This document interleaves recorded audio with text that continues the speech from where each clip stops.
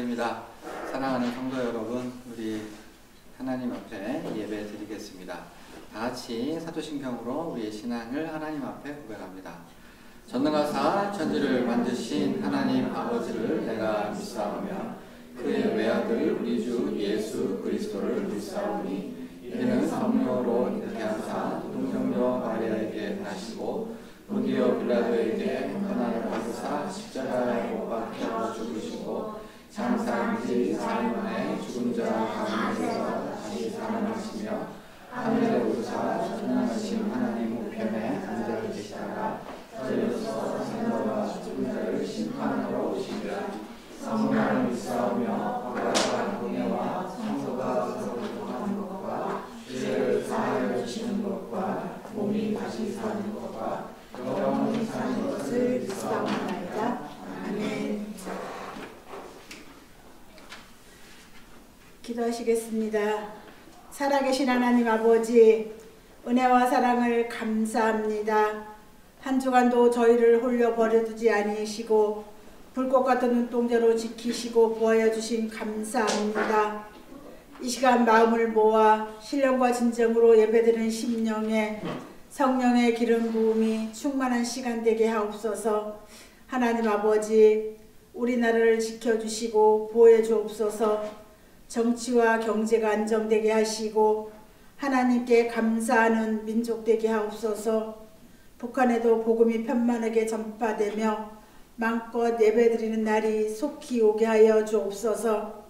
하나님 아버지, 우리 동행교회도 은혜를 주시기를 간구합니다. 여호와 라파의 하나님, 살아계신 하나님, 이 시간에 우리가 간구할 때마다 우리 심령에 하나님의 선하심과 하나님의 인자하심과 하나님 치료하심이 강물처럼 흐를 수 있도록 은혜를 더하여 주시기를 원합니다. 마가의 다락방에서 기도했던 하나님, 우리 기도의 사람들처럼 우리 모두도 한 마음으로 하나님 앞에 기도하게 하시고 또 기도의 능력을 받을 수 있도록 하나님 인도하여 주시기를 원하고 기도합니다. 오늘도 이렇게 어린 심령들과 함께 예배를 드립니다. 하나님, 우리 어린 심령들 모두가 물된 동산같이 하나님의 말씀을 잘 받아들일 수 있도록 도와주시고 이 자녀들이 하나님 믿음의 대장부가 될 수 있도록 하나님께서 큰 은혜를 더하여 주옵소서. 우리 자식이 하나님 기업인데 하나님 아버지 이 기업들을 왕성하게 하나님 잘할 수 있도록 하나님 역사하여 주시기를 원하고 기도합니다. 주님, 각 가정마다 기도가 살아나며 하나님 말씀이 선포되며 그 말씀 따라 우리가 순종하는 삶을 살게 하시고 세상 가운데 나가서 빛과 소금의 직분을 잘 감당할 수 있는 우리 귀한 믿음의 모든 성도님들이 다 될 수 있도록 크신 은혜를 더하여 주시옵소서. 특별히 하나님, 각 가정에 영육간에 간건한 복이 임할 수 있도록 은혜를 더하여 주시고 하나님, 우리가 치료의 하나님을 간구할 때마다 우리 하나님께서 치료의 강선의 빛을 발하여서 외양간에서 나온 송아지보다 더 빨리 뛸 수 있는 그런 빠른 회복들을 허락하여 주옵소서. 말씀 전하시는 전도사님, 성령의 기름 부음 임하게 도와주시고 우리 모두가 은혜 받는 귀하고 복된 시간 되게 축복하여 주옵소서. 살아계신 예수 그리스도 이름으로 간절히 기도드립니다. 아멘.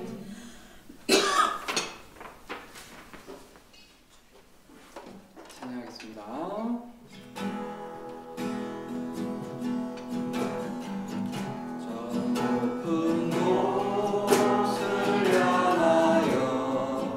날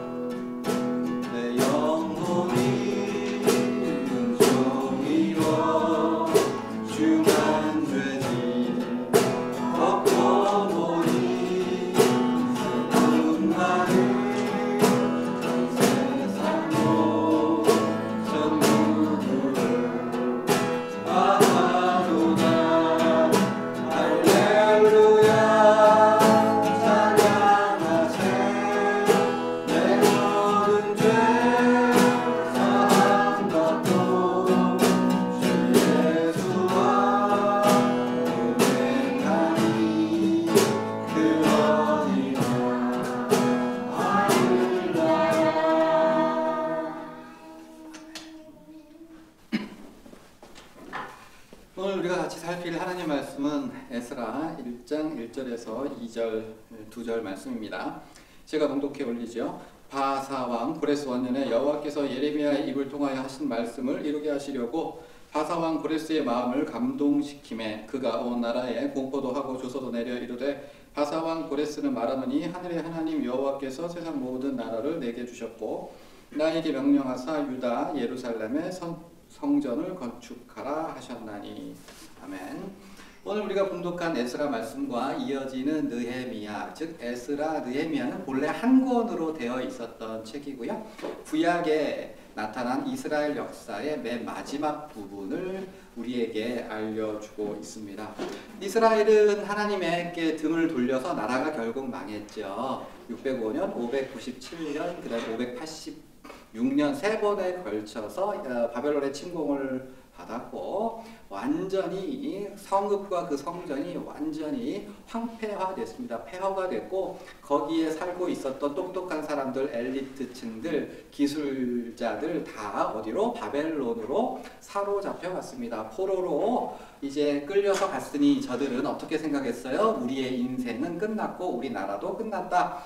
그렇게 생각할 수 있는 상황이었는데 놀랍게도 여호와 하나님께서는 바벨론에서도 하나님이셨습니다. 에스겔에게는요 그발 강가에서 즉 바벨론 적진 한가운데에서 여전히 온 우주 만물을 다스리시는 하나님 전능하신 하나님이심을 보여주셨고 그리고 그 은혜로 인해서 바벨론으로 끌려갔던 모든 이스라엘 백성들은 의외로 거기서 터를 잡고 잘 먹고 잘 살았고 예레미야를 통해서 너희가 그곳에서 살 것이 영원히 살 것이 아니라 언젠가 몇 년 후에 70년 후에 돌아오게 하고 회복시켜 줄 거야 약속을 하셨던 거죠. 실제로 이스라엘 백성들은요 의외로 성공적으로 좀 산 사람도 있고 재산도 좀 축적했었던 것 같아요. 그렇게 해서 바벨론으로 건너간 사람들의 2세와 3세 즉 한 50년 정도가 흘렀을 때 고레스 왕을 통해서 본문의 말씀을 선포하게 하셨습니다. 뭡니까? 너희는 누구는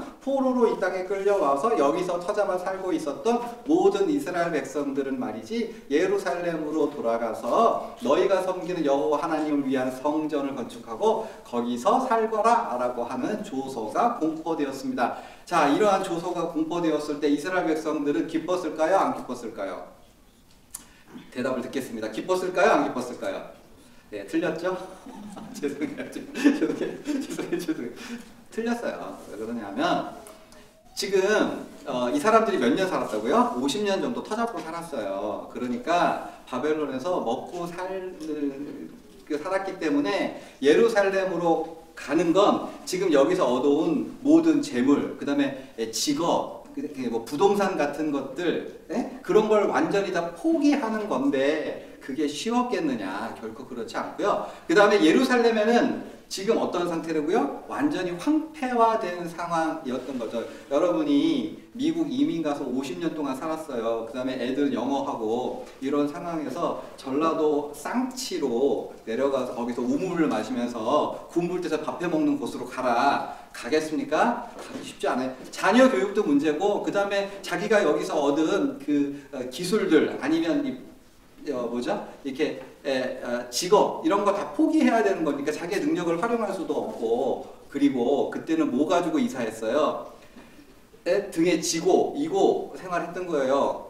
가구 하나 가져갈 수 없어요. 모든 거 다 버리고 그리고 가는 게 쉬웠겠느냐? 어려웠죠. 뿐만 아니라 예루살렘 지금 50년 동안 사람들이 자리 잡고 살고 있는 거예요. 내가 들어가서 이 땅 우리 땅인데 하면 사람들이 아이고 어서 오십시오. 자리 내줘요? 안 내주죠. 팔레스타인 지금 그것 때문에 싸우는 거잖아요. 그러니까 예루살렘, 이스라엘로 돌아가면 거기 살고 있던 사람들하고 충돌할 수도 있어요. 그러니까 가면 내가 어떻게 밥 먹고 살 것인가도 걱정을 해야 했고 뿐만 아니라 바벨론의 아마 니프로라고 하는 도시에서 많은 사람들이 살았는데 거기에서부터 예루살렘까지 거리가 몇 킬로? 1300킬로 정도 돼요. 한 4달 정도 꼬박 가야 돼요. 그런데 아무리 수가 많아도 가다가 강도도 만나고 도적도 만나고 사고도 당하고 우리 주와 같은 어린아이가 있는 젊은 부부들은 가기가 부담스럽죠. 가다가 무슨 일 생길까. 이런 저런. 그리고 뿐만 아니라 지금 신앙생활을 나름 해오고 있었고, 야훼 하나님께서 그발 강가에서 임재하심으로 말미암아 하나님이 예루살렘에만 계셔? 아니지. 이 바벨론 땅에도 계셔. 여기서 우리가 예배하고 살 수 있지 라고 하는 생각을 가졌던 때야. 경제적으로, 신앙적으로, 가족관계에서 모든 면에서 내려가는 게 쉽지 않는 상황이었다. 가면 고생할 게 뻔하다. 그런데 그럼에도 불구하고 이스라엘 백성들 중에 일부는, 전체는 다 안 갔고요, 일부는 우리가 가서 성전을 세우고 예루살렘에서 하나님의 백성으로 예배드리며 살겠다라고 결단해서 간 사람들이 있으니, 이게 하나님 보시기에 기특하다 안 기특하다? 기특하다. 너무 기특한 나머지 하나님께서는 저들의 숫자를 족보로 계산해가지고 그 이름들을 에스라 2장에 기록하고 있으니 그 숫자가 에웠었는데 기억이 안 나죠? 42,360명이었던 거죠. 이 숫자가 많아요, 적어요? 생각보다 이제 적은 숫자 아닐까요? 애굽 땅에서 가나안 땅 온 사람들이 장정만 60만이었잖아요. 그거 생각하면 어떻게 보면 초라한 숫자라고 생각할 수 있는데, 여기서 거의 5만 명 되는 사람들이 이제 예루살렘으로 왔다는 거예요. 근데 여기는 눈물겨운 삶의 흔적들이 보여요. 뭐냐면 이스라엘 백성이 포로로 사로잡혀가서 거기서 성전이 없고 예배드릴 곳이 없으니 어떻게 했겠어요? 각 가정마다 하나님의 말씀을 가르치고, 우리는 바벨론에 살지만 우리는 누구다? 여호와의 백성이다. 너희가 이스라엘의 하나님을 섬기는 하나님의 백성, 제사장 나라 되었음을 잊지 말라고 거듭 계속해서 예배드리고 교육을, 어려운 중에서 가족, 자식들을, 딸들을 가르쳤던 눈물겨운 삶이 있었기에 2세와 3세가 재산 다 정리해서 내려올 수 있었던 거죠. 그냥 내려와가지고 뭐 했겠어요? 준비를 하자마자 아주 가장 우선적으로 뭘 했을까요? 성전 짓기를 시작했습니다. 성전을 지어야지 해가지고 준비를 해가지고 이제 좀 밑에를 이렇게 정리한 다음에 정초석, 그 기초석을 탁 놓는 날에, 야, 기초석을 놓는 날 우리 그냥 넘길 수 없어. 제사장을 모으고 레위인을 모으고 해가지고 그날을 특별히 이제 중공 예배라고 할까요? 예배를 드렸던 거죠. 그 기초석을 놓을 때에 옛날에 성전을 봤던 할아버지 할머니들은 펑펑 울고, 어떻게 해요? 젊은 사람들은 그 성전이 지대가 놓인 걸 보고 너무 좋아가지고 만세를 부르면서 크게 웃었는데, 울음소리와 웃음소리가 한데 어우러져서 이 분간이 되지 않았더라. 굉장히 큰 이제 축제요, 기념 예배를 드렸어요. 이제 일사천리로 뭐 해야 돼요? 성전 짓기가 되겠거니라고 생각을 했는데, 시작하자마자 얼마 되지 않아서 어려움에 봉착합니다. 이제 그곳에 이미 자리 잡고 있었던 하나님 백성의 대적자들이 이걸 법적으로 고소를 해서 못하게 했고요. 그뿐만 아니라 이제 믿음으로 와서 하나님을 위해서 열심히 일하겠다고 했는데 흉년이 들었어요. 경제적으로 너무 어려워지고 살 곳도 없고 애들을 빽빽 울고 해가지고 이 마음에 뭐가 왔을까? 그래서 그 좌절이 와가지고, 아유 모르겠다, 진짜 신앙을 가지고 내가 주를 위해 죽겠습니다 라고 예루살렘에 왔는데, 그렇게 어려움에 닥치고 하나님께서 보호하시지 아니하는 것 같은, 아이고 내가 잘못 왔나라고 하는 신앙적 회의도 함께 왔고, 그래서 레위인도 버리고 성전 짓는 것도 버리고, 몰라, 일단 우리 가족부터 먹고 살아야 하지, 먹고 살아야겠다, 이렇게 해서 생활한 게 14년에서 15년.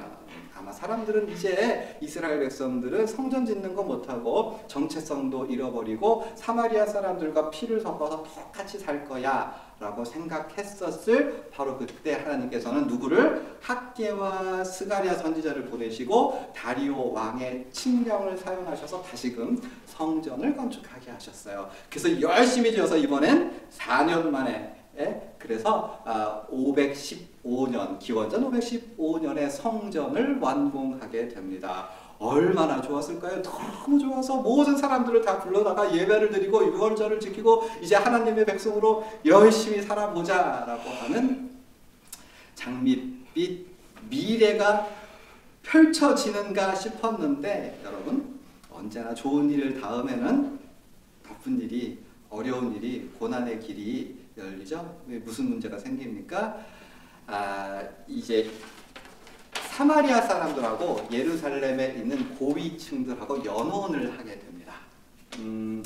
뭐 여러 가지 해석이 가능한데 주로 사마리아에 살던 권력자들하고 그들의 딸들과 그리고 예루살렘에 있었던 종교 지도자들의 아들들이 결혼을 했어요. 왜 했을까요?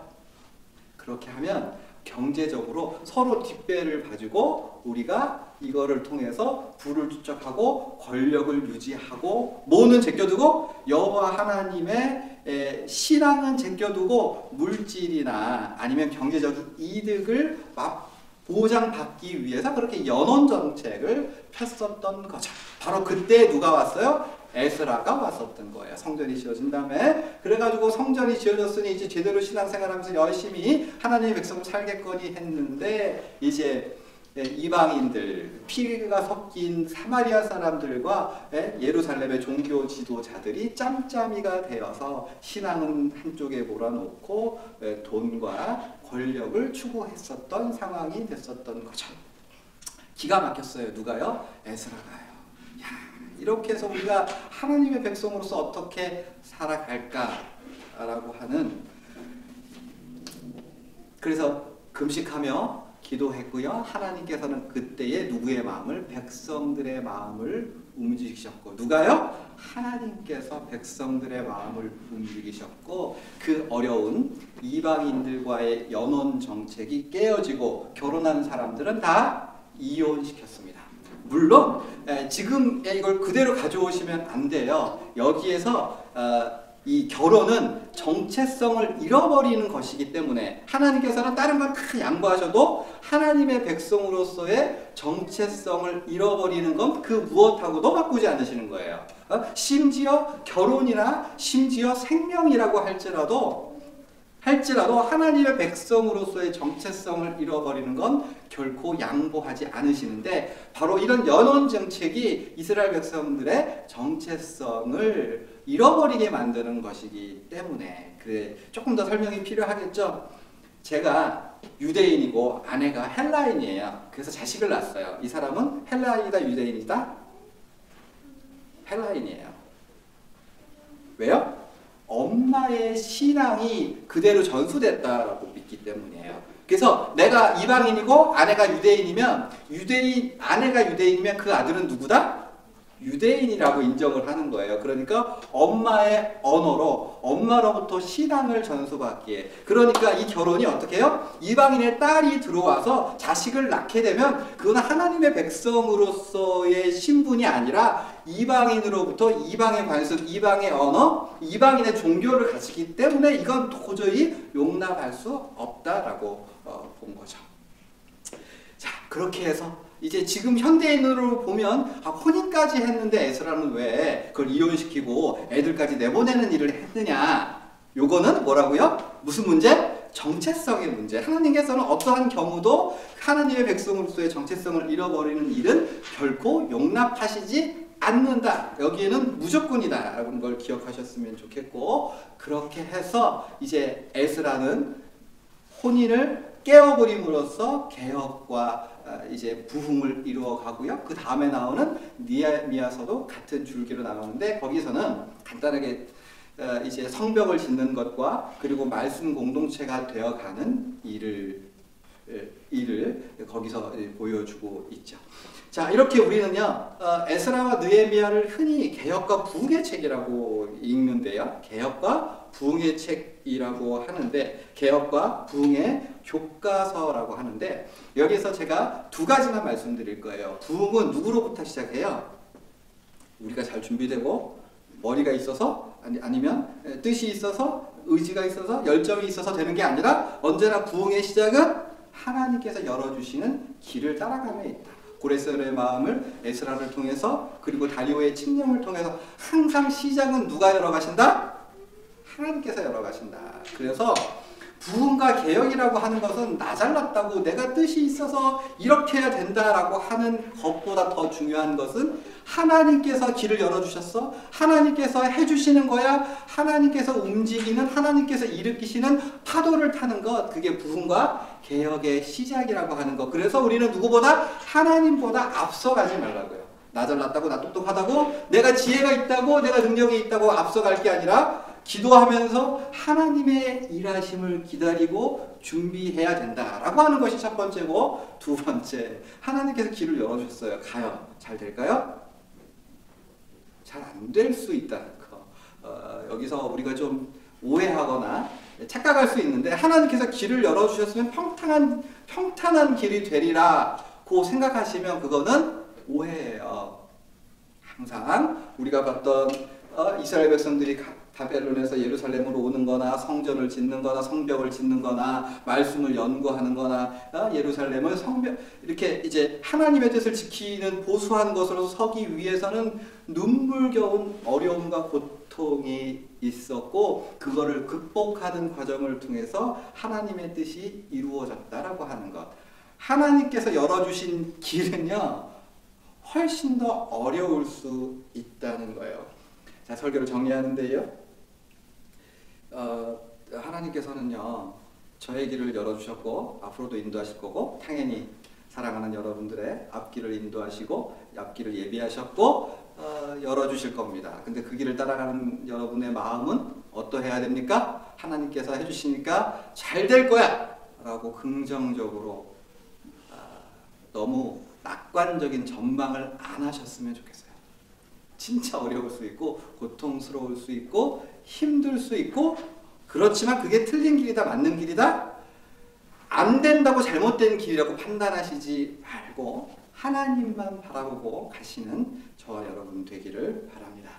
아멘. 자, 기도하시죠.